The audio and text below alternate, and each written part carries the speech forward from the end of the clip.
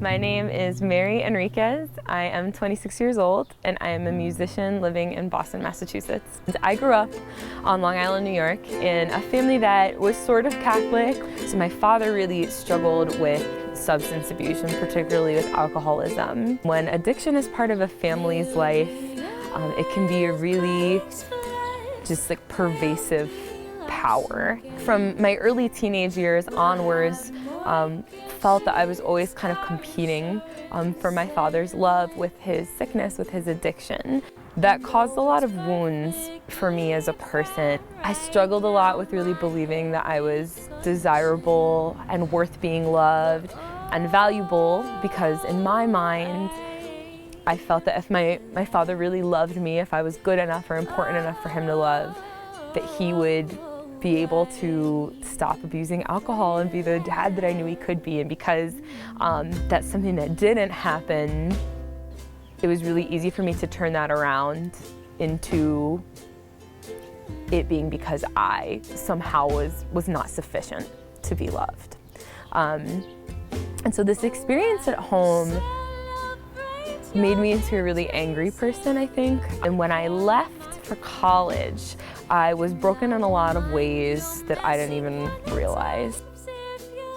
This idea of my own worthlessness and my own unlovableness really pervaded a lot of my relationships.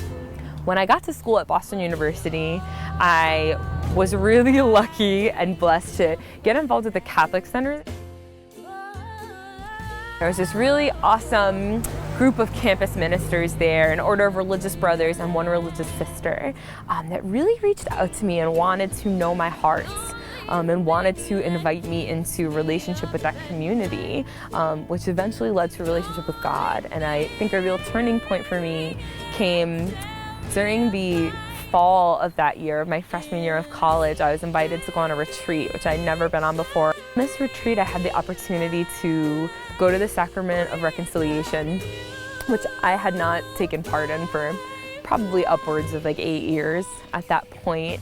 And during that confession, like the walls of my heart just started to break down. And this priest really lovingly, for my penance, said, I want you to go in front of the Blessed Sacrament. I want you to just pray for your father. And I kneeled down in front of the Blessed Sacrament and I just asked the Lord, like, if you're real, like, I can't fix this situation. My mom can't fix this situation. My siblings can't, like, you're the only one we have. We're the only one we have, and I need you to intervene. The Lord has shown me is that, like, we're all really imperfect people, like most of all me. And like God is so merciful to me and continues to find me with his love and to be faithful with his love. And like, if God, the God of the universe, can do that for me, like who am I to deny that love from my father, for my father? And so it's not always easy, and it's hard to pray and to feel like I don't see the results of those prayers. But the Lord has definitely like granted me a lot of graces in being able to forgive my father. That's really a grace that the Lord has given to me, to be able to like conscientiously thank and be grateful to my father for a lot of the really good things that he did give me and the ways that he did love me, and just entrust the rest of what's going on with my dad like to the Lord, and trust that my prayers to him are being heard and God's not going to let them be in vain. And my dad actually is a really, really talented musician and kind of first introduced this love of music to myself and my siblings. And so I'm super thankful to him for that. I think knowing that like I have a heavenly father, and like